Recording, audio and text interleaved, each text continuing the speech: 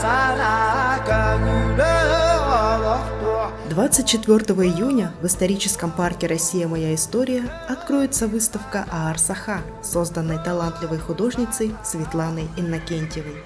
Экспозиция представляет собой уникальное сочетание традиционных художественных полотен автора с инновационными мультимедийными технологиями.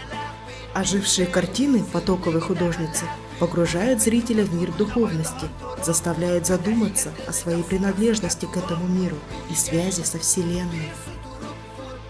Выставка, раскрывающая личное восприятие художницей культурного и духовного наследия народа Саха, предлагает посетителям уникальный опыт самопознания и философского осмысления бытия. Через символическую и метаморфическую интерпретацию традиционных мотивов автор приглашает зрителей к диалогу с вечными вопросами человеческого существования. Кто я?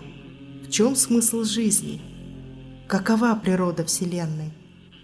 Таким образом, выставка Аар-Саха – это не просто художественное событие, но и значимая культурная и философская платформа, которая способствует глубокому пониманию культурных и духовных традиций народа Саха в контексте современных реалий.